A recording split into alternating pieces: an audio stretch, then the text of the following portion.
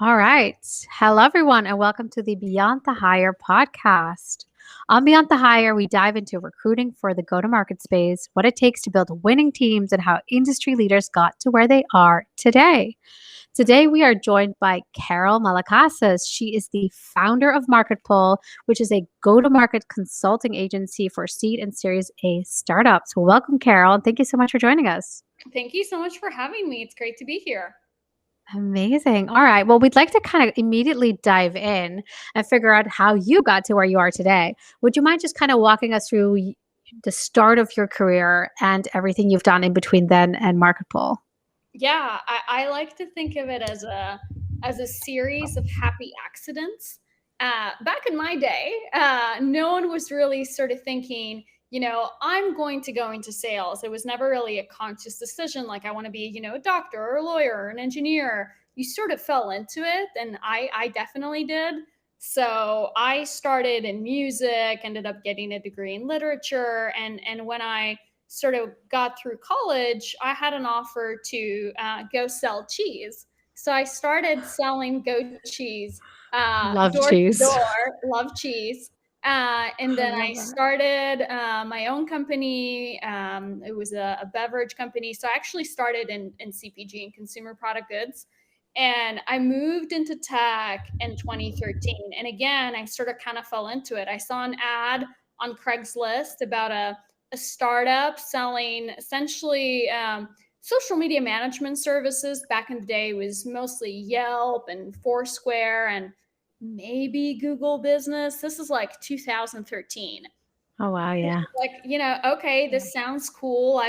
I've sold, I can do this. And that was a very sort of high volume cold calling role, very sort of boiler room, smile and dial. And stayed there for almost 3 years. Company went through a big exit.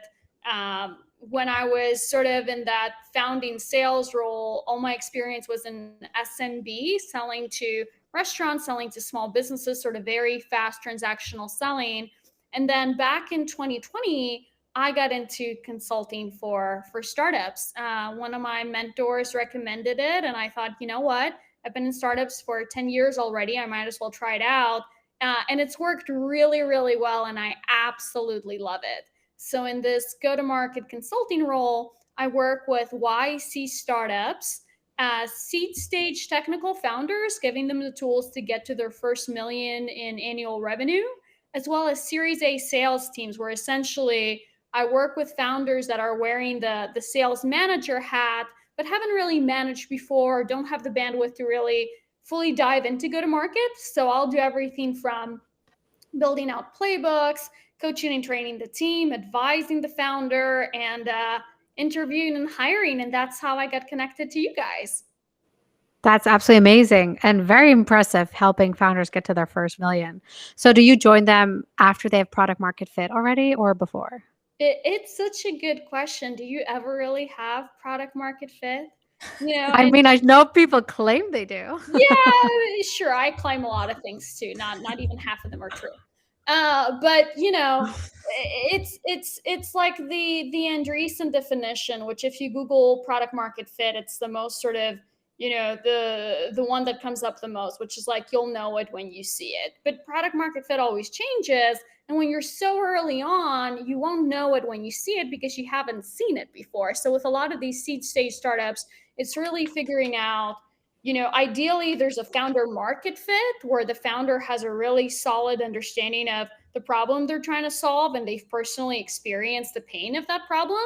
And it's giving them the tools of when there's some signal in the top of the funnel, there's interest from potential customers. Now, how do we actually take these people through the sales funnel? How do we qualify them? How do we demo our product? What's the right pricing? How do we set up design partnerships and pilots and close the deal? So the short answer is, and sorry, I'm going on a rant here. No, they don't have product market fit. Best case scenario, they have some sort of signal that there's a pull in the market and that they're the right people to sort of try to tackle this. And then on my end, I'm giving them all my sales expertise and proven processes to see, can we put this to the test and see if people are willing to pay for this, and how fast can we convert prospects into customers. That's amazing. And that's really funny, actually. So who is specifically like your ICP, right? Series A companies. Like how do they find you? How do you find them? And kind of what's the first thing you do on your intake call to make sure it's the right fit? I'm very curious kind of how this all works. Yeah, these are great questions. So I have a funnel that mostly comes to me through YC, so that's great. They're my customers are mostly referrals. Uh, but essentially, on the seed stage, my biggest, and without trying to oversimplify, but my biggest sort of signal that this is a customer I can work with is, again, are you today having conversations with potential customers? It's so hard when people are at zero and they're like, you know what? I've got an idea and I think this is my ICP. It's so hard for an external consultant to come in and time box this and say, okay, it's going to take 6 months or 3 months or a year to figure out if this idea is viable and if people are interested. This is the initial work that founders need to do on their own.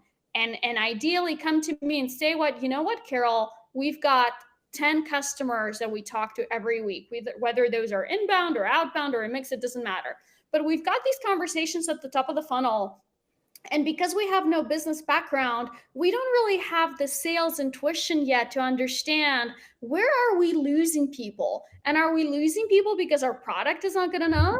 Or are we losing people because we suck at selling? So my job is to really, listen to these conversations, look at the messaging, sort of do a mini audit to understand what's going on. But again, as soon as that top of funnel is there, as soon as they're talking to customers and there is interest and they're getting to a part of the funnel on their own, then that's the perfect time for me to come in and understand what's going on and help them really create a repeatable process versus doing a different thing on calls every time, and help them get to that first million, which is where we say that, okay, you're starting to have, signs of product market fit. This is what investors like to look at when people are looking to raise, Series A, and just sort of, or rather their seed, and start to get that early traction.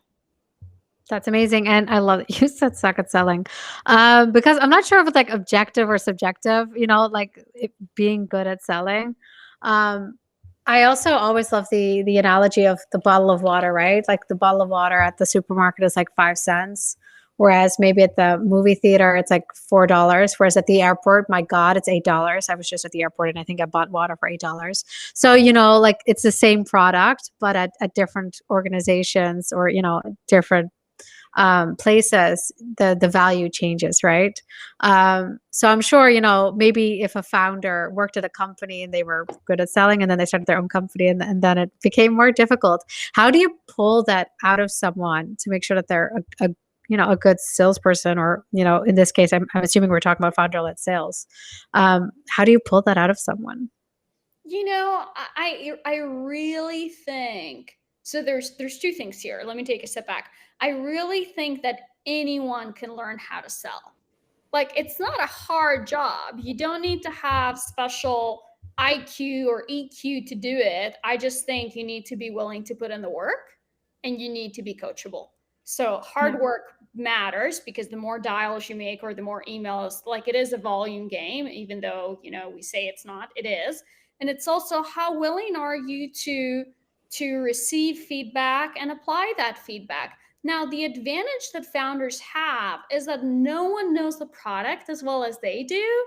And at the same time, at this stage where nothing's really proven, no one's going to care as much as they do. You can't pay someone enough to come sell this for you, nor will they know how to do it, right? You need to do this work on your own. And it's interesting because a lot of founders want to hide in product.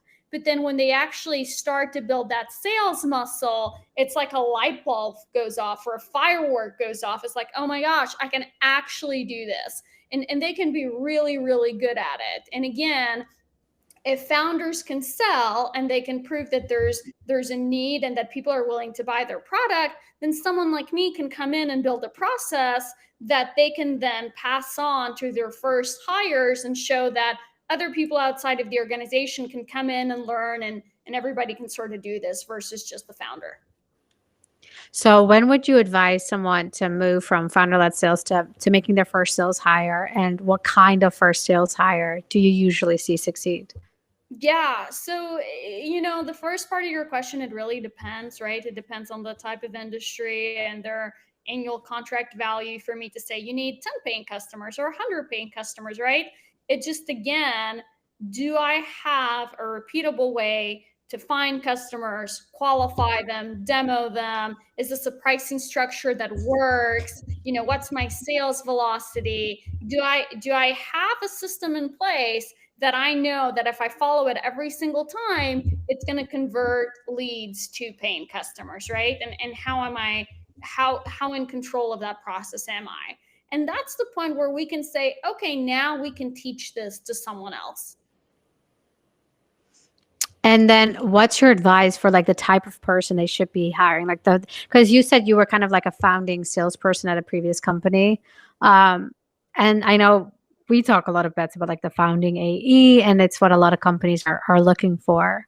What kind of person do you see succeed there? We can talk about this for the rest of our time together. It's such a big question. And, it makes me want to pull my hair out because this year alone, I've interviewed over 1,500 people, if you can believe that.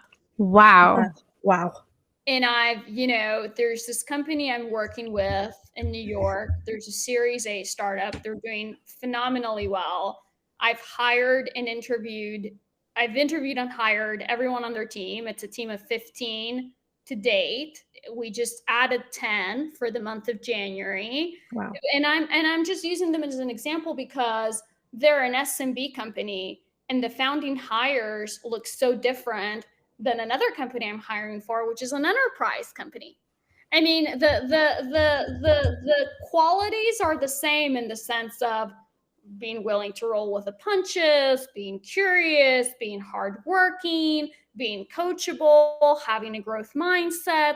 Like these are the basic. But then in terms of skill set, that can change so much depending on industry and product and type of company. So for this SMB startup that I was just talking about, I'm hiring people straight out of college. I don't care if they've sold before. I don't care what they've gone to school for. I just care that they're hungry and that they're willing to be in office 10, 11 hours a day and make 100 to 150 dials. That's all I care about. And if they're committed to doing that, we've got such a robust training and ongoing coaching program that they will absolutely crush it. Now, for this other, company I'm hiring for, that they're a later stage company, so these are not founding hires, but again, at the beginning, because this is more of an enterprise sale, we were looking for folks that have more of these consultative skills and are willing to get creative and be strategic, because it's not a smile and dial role. But in general, if we were to give one answer, when we're looking at founding hires, you want to find people that are excited about what you're building, there's going to be something that brings them in the office every day, that really understand what the role entails, because a lot of hires think, oh, it's a startup, I get to wear different hats, I get to learn. And it's like, I'm not hiring you to wear different hats, I'm hiring you to sell. So you need to know before coming in that this is the job you're hired to do. And you need to really understand that a startup is not a 9 to 5. A lot of things are not going to be documented. So you're going to have to grind to spend time with a partner, to spend time with the engineering team. But at the end of the day, you're measured against your very specific quota. And if you're not, you should, because we've seen this, or I've seen this in a lot of startups where we'll hire people that look good on paper and come in and sort of coast, and the founders don't know better, so they won't give them very strict quota or metrics. And they're thinking, they're working, they're talking to customers all day, they're doing great. And I'm like, well, what does great mean? How do you measure that, right? What are they measured against? Where does that match your revenue goals? Like, what's going on? And very often they don't have these answers, and they don't have these answers because this is their first startup, or they haven't been in a sales role before, and that's fine. But founding hires need to be prepared. I'm going to have to work really hard, right? But also know exactly, and this goes back to both them and the founding team that's hiring them, the founders, what does this role ask you to do?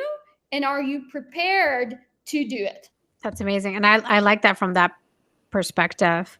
And it is interesting because as you're talking, the reason they have a lot of processes is because of you, right? That's why you probably can hire someone that's fresh out of school. Because I'm assuming, a founder that doesn't have you has zero processes in place. So you might need a founding AE or a salesperson um, that comes with that experience a little bit. So it's a luxury for them to have you and to just be able to hire someone who's fresh out of school and has all that grit and want to be extra successful and put in the hours. Yes and no. Yes, because yes, it makes sense, right? But no, because I can think of an example, but it's not the norm. So the startup I mentioned before that I've hired everyone on their team, and it's an SMB startup. When I joined them 2.5 years ago, the founder already had two founding AEs working along with him. But this was and is an exceptional founder that, even though he did not come from a business background, he was smiling and dialing, and he was, writing down scripts, and he was coaching the team, and he was in a little room with these two founding hires 12 hours a day. And these were kids, again, straight out of college, sort of very excited to help and learn with him. This is, however, and I was able to come in and build processes and scale it and blah, blah, blah. But this is not really the norm because, again, technical founders are hoping that someone else will do this work for them. And there's a perfect example. There's a company I worked with this summer until now, and great, really smart founders, really smart sort of business COO that was very involved in go to market. But the startup went through 2 or 3 product pivots. And the AEs that they had first hired did not really want to do this new role, which involved cold calling. So I was brought in, we did an audit of the business, sort of aligned on what the gaps were and what the next action items would be. And we all agreed on that. And we ended up firing these two founding hires because they did not want to do this new job that did not involve doing everything and wearing different hats and doing sales and account management and just, talking to product, but it involved, okay, now we have a process. You have a quota that you need to meet every month. And this is the playbook and all the support you have to help you get to that goal. But it's a very sort of straightforward path. And we ended up letting go of them and now hiring a new team to test out this process that the founder and I have, sort of validated. So again, it goes back to founders can potentially lead this first team on their own, but the founder needs to be on go to market. They can't just hope that someone else will do it for them, or that AEs, no matter how senior they are or how much experience they have, will figure this out on their own. Because when we're sellers, we don't learn to build process, we learn to follow a process. So if the process isn't there, you're kind of screwed. Yes. That makes sense. That makes sense. Thank you for clarifying. As you're talking, I'm also thinking, let's turn the tables a little bit. What are like red flags for candidates looking to get into tech or, the startup world? And a lot of people want to get into it because they've seen it, on TV, or they've heard it's cool and they know there's good money and flexibility and ping pong tables, and I think we know that, especially seed and Series A, that's not necessarily the case. But what would you tell kids coming out of school, or even someone who's been in their career for a little bit, to watch out for, like some red flags? So like, don't join this company because you won't enjoy the experience. Yeah, it's a really good question. And I don't know if I have a great answer for you, but I think I got really lucky with the startups I joined because I was always very passionate about the restaurant industry. So when I was searching specifically for startups that cater to restaurants. And I was sort of able to narrow my filter and then see what stage they were at and try to understand the product before joining, or maybe if there was a user part of it, using it as a consumer and seeing what I think. So that sort of helped me make a good decision. But you never know, because I remember in between startups for like a period of 6 months, one of my past colleagues said, "Hey, Carol, we want you to come in and lead this account management team." And I went in, and a month in, they were like, "We ran out of money." And it was a total fiasco. And it's not something I knew, beforehand. But what I would tell people is do your research. And it goes back to, okay, what does do my research mean? Understand what this role entails. What is your day-to-day going to look like? Are you going to have to make a bunch of calls? Are you going to have to use tools like, Zoom Info and LinkedIn Navigator and do a bunch of research? Are you interested or excited about the product or the industry you're selling into? Because sales is hard work, right? No one enjoys making a bunch of calls or sending a bunch of emails. So there needs to be something that keeps you going, that gets you excited about coming in. Is it maybe about the people that are going to be managing you, like the manager or VP of sales, or maybe the founder if you're joining early on? Do you actually like these people? Like when you're interviewing, do they sound like smart, kind individuals? What does the career growth look like?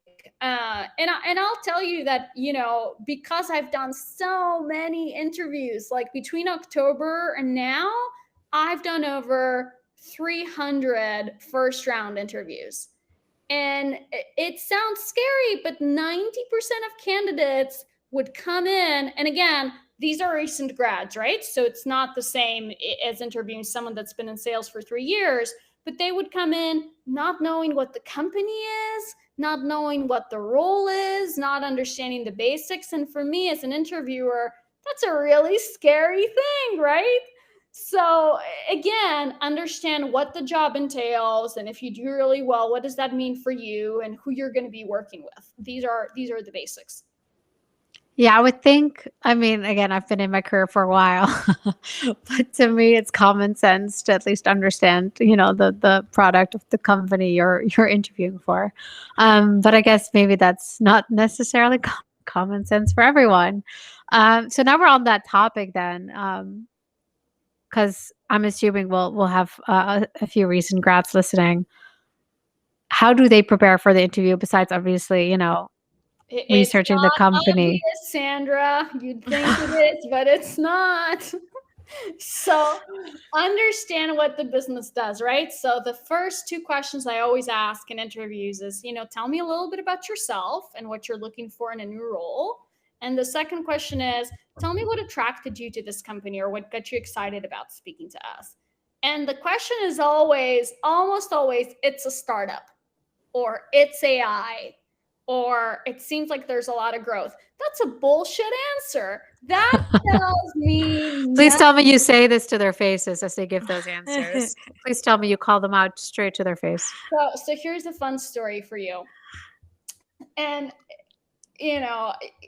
I don't know if it's funny. It's funny to me because after we do so many interviews, I had a candidate, more senior sales candidate. He had been at a couple of companies, interview with me for a different startup in December. And he was totally spaced out during the interview. And, he asked if this was an SDR or an AE role, which again, basics, you should know. He asked when the start date is, and he already had this information in advance. And then he asked another question, I can't remember what it was, which he knew in advance. And of course you're going to be polite and you're going to give people the answers, but that doesn't mean you're going to pass them on to the next round.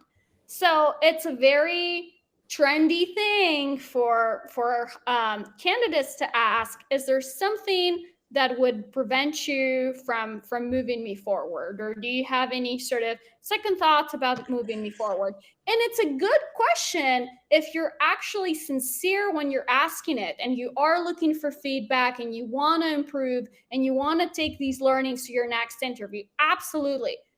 But to me, it's not a sincere question when you come here, you don't know the basics, you've obviously done a horrible job at the interview. You can tell because I'm not asking you any questions. And then you turn and ask me this. So I turned to the candidate and I said, listen, you came in and you did not know what you're interviewing for, what role it is, when the start date is, and this is all information that has been shared with you. So yes, these things would prevent me from moving you forward. What did that person say? They hung up and left. And then Oh my God. That's amazing. Can I share with you my worst interview experience? Yeah. This was prior to me joining Bets. I worked at a different company, Signal AI, and I was very pregnant, trying to hire my maternity leave cover. And I don't even remember how I got this candidate. Obviously not through Bets, let me put it that way. And we had a Zoom call, and this person didn't realize I could see them. And I didn't know that they didn't realize I could see them. But after a while, I felt it was too awkward for me to call it out. Then their phone rang. I could see them picking it up. And then I was like, hello? Because I was like, you're in an interview. Why are you picking up your phone? And then they like um shut down the call, and I was like, "What the hell?" Like my Zoom call, not their phone call. And then I was like, emailed them, and I was like, "Excuse me, like I'm not sure what's going on, but we were in middle of an interview." And then she emailed me back. She goes, "Sorry, I lost connection. I don't know what happened." I'm like, "You are straight up lying. I know you picked up a call, and you decided that that was more important than whatever we were doing." It was by far the most bizarre interview I've ever done. And it was obviously like pre-COVID. So Zoom, I think interviews were not as popular yet. And I think she just thought it was a phone screen where we were just on a call. And the whole thing was just chaotic mess, which again, I recommend working with a recruitment agency so you're not wasting your time. But that was awful. So yeah, it's not exactly like yours. Maybe they were prepared and they knew what the job was and they were experienced. But the way they treated me on that call, bizarre. I am not shocked. I am not shocked at all. And again, going back to your previous question, I want to work here because it's a startup or because you guys are, using AI is not a good answer.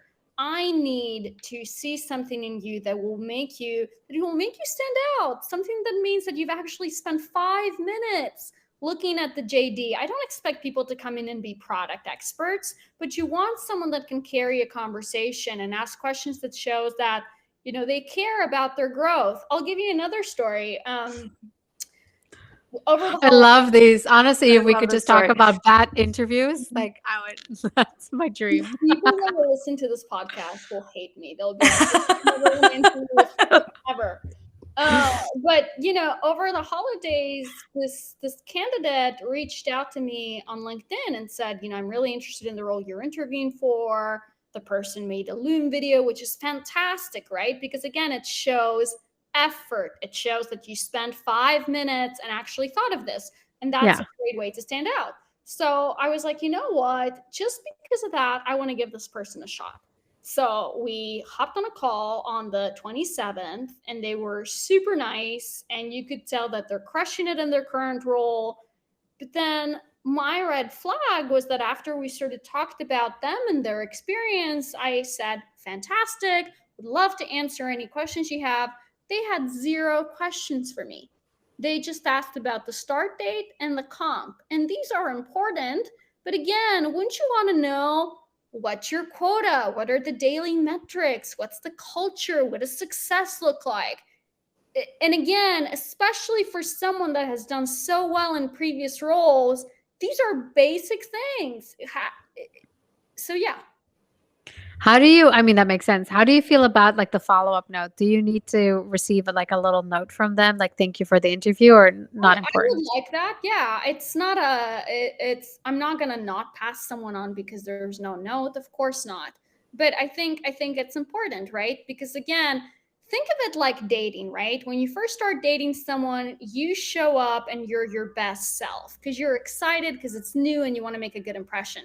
It's the same with interviews. I mean, it it's the first impression, and that you would assume that people put in the most effort at this stage to sort of win you over, and you want to win them over too, right? It's a two-way street. They're selling you on them, you're selling them on the company. So I think it's super important. And if these sort of elements, these little things are missing from the beginning, how much more downhill is it going to go after that? Yeah. I was going to say, I mean, that kind of correlates. If they are on a sales call and they don't do a follow-up afterwards, that's probably not the kind of salesperson you want to hire. 100%. Yes. Absolutely fair point. Yeah, we talked to another sales leader who said, if it's a sales role, why aren't you cold calling me to get the job? He said, I am shocked how few people have tried to do this to me. And he was a VP of Monday, and he is like, I am shocked that not everyone's trying to cold call me, because his phone number's out there, and especially if they work at a company, they have probably access to Zoom info, and they can find his phone number. And he was surprised how few people actually did cold call him to get a job. I have a startup I used to work with. I don't work with them anymore, but they had put on a LinkedIn post that we're hiring, and I reshared the post. And I said, I'm not working with this company, but I have and really love them, recommend them, blah, blah, blah. And a candidate cold called me and said, hey, Carol, I know you're not working with them, but really trying to get in front of the founder. Maybe this person is awful, but I'm going to recommend them with my eyes closed because they took the extra step.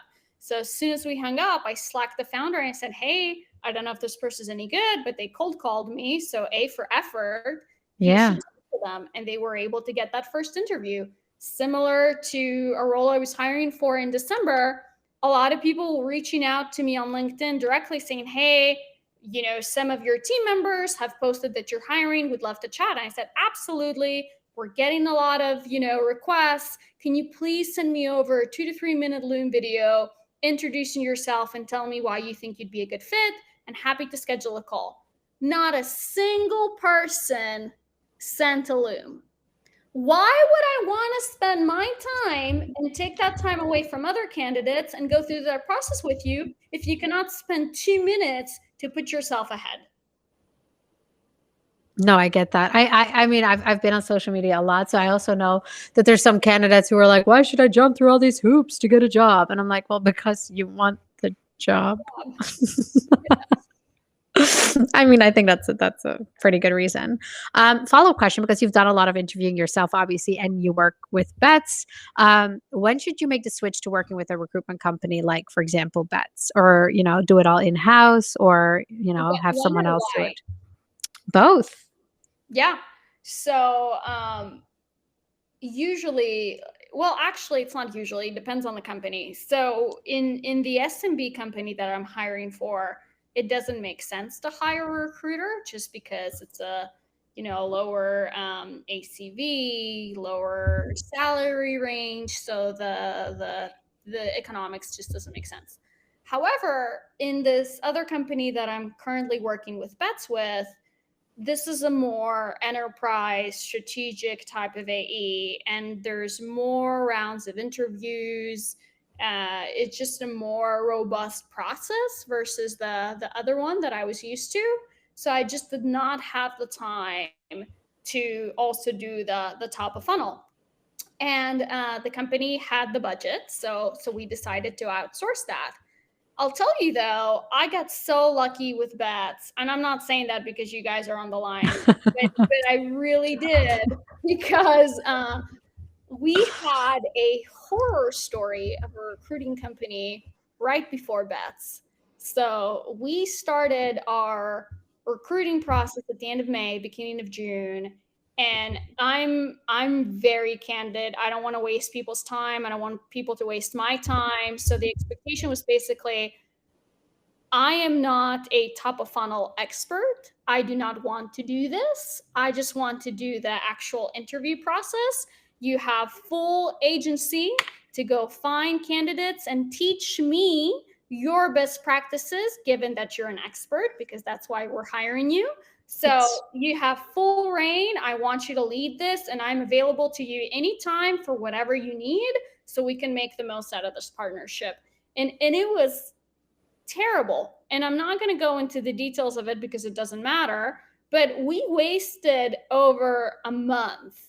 And that's when we reached out to Andreessen, who is one of our investors, and Andreessen recommended Bets, and it was fantastic. So yeah. That's amazing, and we love it. We do well with the recommendations and word of mouth because we care about quality. So thankfully, we have a lot of return business. We even have SDRs we placed over a decade ago that come back as CRO or CEOs who now hire their full team through us. So obviously, our reputation is very important to us. So thank you for saying that. And to the people listening, we did not pay Carol to say Nope. that. But we do truly appreciate it. And time is flying by. I want to make sure I have a little bit. I mean, we'll take a few more minutes to ask a few more questions. Because I think we talked about this a little bit in the pre-call before we were recording. Can I just pause and say that I just wanted to interrupt before I'm going to forget. I love your mug. It's a cow, and I can't stop staring at it. And if it was a goat, it would have came full circle to the goat cheese, and I just needed to say it before I forgot. Thank you so much. I've got all kinds of trinkets on my desk. I also have an Einstein doll, which reminds me to think. Love.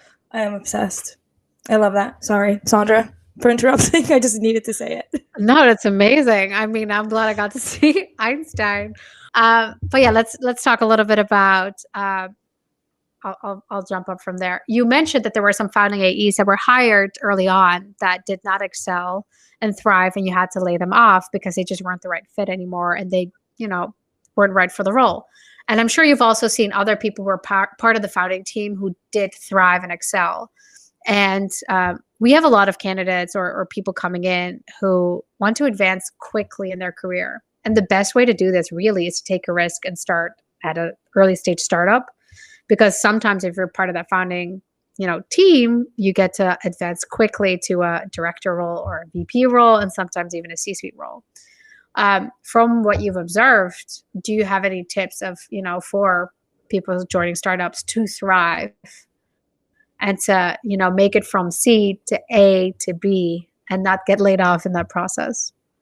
Yeah, and again, I think people are looking for a more complex answer than what it actually is, because it's not complicated. It goes back to, are you putting in the work? Are you coachable? And are you a positive example for the team you're a part of? One of my favorite things that one of the founders I work with always says is, for a startup to grow, the individuals need to be growing faster than the company. And I think it's also the opposite. For an individual to grow, they need to, for an individual to grow in their career, they need to be growing really fast as a person. They need to be caring about their success, right? And what does that mean? That means being a sponge. That means rolling with the punches and being adaptable. That means taking ownership, right? I'm thinking of an SDR that I work with that I just now promoted into an AE starting this month. She is the epitome of a perfect sales hire. She is so great. And the thing is that the things she does are not unique to her, in the sense that it's not like she has some special quality or special talent that no one else can replicate. She is just always asking questions, always willing to take on new tasks. There's never an excuse about why things can't get done. She's putting in the work. She is positive. She is, we just hired another class, and she jumped in wanting to train and coach them and learn with them. She is taking opportunities when she sees them. She's advocating for herself. These are things that everyone can do and should do, right? So again, this is not a complex answer. Put your head down, do the work, don't come up with excuses, be curious, and speak up. I mean, it's not a complex answer, but it's real, and that's a great answer. And then the last question I have for you, one tip to build that winning team, right? Like if you have to give one piece of advice. Oh my gosh. And I'm going to try not to go on a rant here, but this is a conversation I've had with a few different sales leaders in the past 6 months of what it means to be a good manager. And I think we often see on LinkedIn, especially from people that are really famous on the platform, that are advocating for, not work-life balance, because work-life balance is important, right? And mental health is very real, especially in sales. But sort of, and I don't know what the right phrase is, maybe you can help me, but letting people get away with things with the label of I'm doing it because I'm a good manager and I don't want people to burn out, or I want people to like me, or, cold calling is dead, or, doing a lot of volume is bad, and I'm reading this and I'm thinking, this is not how you get successful in sales.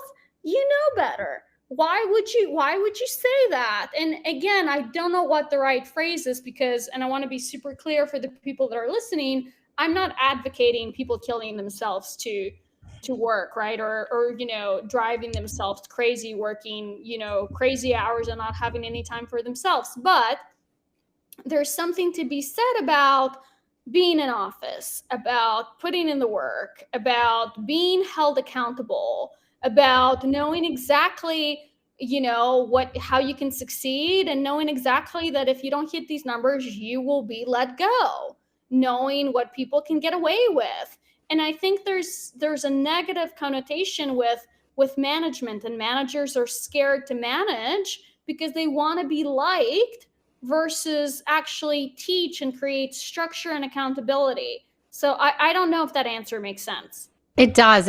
And I think it's a symptom that comes a lot with, the popularity of social media, and the people who get most of the likes and comments on social media is when they say those types of things, right? When they promote work-life balance and not working yourself into an early grave. I know, and I see that those posts get way more likes and shares than someone who simply says, hey, you got to show up, sit at the office, and put in the work. That's never going to be as popular online, although, as you say, it's very effective in the actual day-to-day work. Yeah. But that makes sense. Thank you. And thank you for sharing that, because it might not be the popular answer, but it's the real answer, and it's the answer that works best. So it is what, people who are curious, like, how do I build a winning team? And maybe they're like, I'm popular online, but it's not working as effectively in real life. I Need to hear you, and this is not me sort of, talking positively about myself, because I am very candid and I am anti bullshitting people.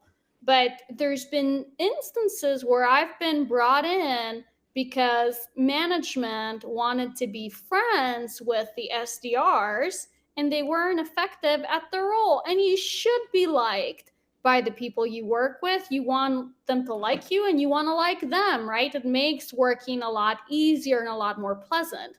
But at the end of the day, you're brought in to do a job, right? I'm brought in to do a job. You're brought in to do a job. The SDRs have a job. They're getting paid for it. It's an exchange of services. So what I care about is, am I being effective? And if I'm being effective, that's going to show in the numbers and the results my SDRs or my AEs put up. And do I want them to be happy while they're doing this work? Absolutely, right?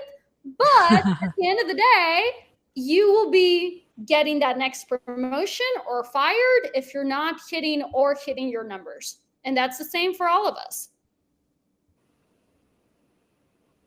Definitely. Aisha, you were going to say something. No, I was just definitely hearing the good manager thing, like, it resonates, just because if for anyone who doesn't already know, Sandra is my boss. And but we have, like, I wish everybody had the relationship that we have, just because I feel like you're my friend for sure, but if I'm not doing what I'm supposed to be doing, you're not going to be shy to tell me. Like it just resonates. Like, you are my mentor and my friend. And I think there's a very specific way to do it. And I'm just lucky that my boss / mentor does it really well with me. So yeah, it just resonated. I love that. Thank you. She definitely doesn't like me every day. I'll tell you that, Carol. Well, she shouldn't like you every day because you guys aren't best friends. Sometimes we are. Sometimes not so much. No, that's true. And I think something you said, right? Even in the interview process, you said, make sure you like the people you get to work with and ask about the company culture. And I think that's so, so, so important and resonates obviously with us at Bets because we have such great company culture. And I think, it's so important to all the managers. But again, what you said as well is you got to do the job and the numbers speak for themselves. And if you're killing it, then there's time to be friends. And if you're not, you got to be the manager. Yeah, and I'll leave you with a story which is funny to me, probably not funny for our audience, but hopefully educational. So we hired a candidate through you for one of the startups I work with last month or 2 months ago, and the final round is always with the founder, sort of to make sure that we're the right culture fit. And the founder asked him, how was the interview process? How was meeting Carol? And the candidate said, well, I was really scared before meeting Carol because, Bets told me, don't mess this up, be prepared, blah, blah, blah. But he's like, upon meeting her, I realized that she just means business. She takes her work very seriously. She's very proud of her work. And we had a great conversation. And we ended up hiring this person, not because they spoke positively of me, although that does help, but and they were very aware that this is a job. This is a formal interview process, right? Of course, you need to be kind and nice, but at the end of the day, I'm trying to fill a job. You're trying to get a job, right? So that's what you're measured against, and I'm measured against. That's amazing, and I love that. I can talk about this for hours, but I know we're out of time. Maybe one day we'll do a part 2. But thank you so much, Carol. This has been absolutely amazing. I feel like I learned a lot, and it was very inspiring. And you've worked with so many startups, so hopefully we'll get to work together a lot in the future as well. But this was absolutely amazing, and I hope you enjoyed it too. I did. Thank you so much for having me. This was great. Thank you. And where can everyone follow you online if they want to keep up with you? LinkedIn is the best place to connect with me, and I respond to every single message. A true salesperson. Good to know. Yeah, that's amazing. All right. So definitely drop into her DMs and send her a message, or if she's posting anything about the roles that she's hiring for, like she said, reach out, record yourself, make the loom, and go for goals. Thank you so much, Carol. This has been absolutely amazing. And thank you everyone for listening. Thank you. Okay.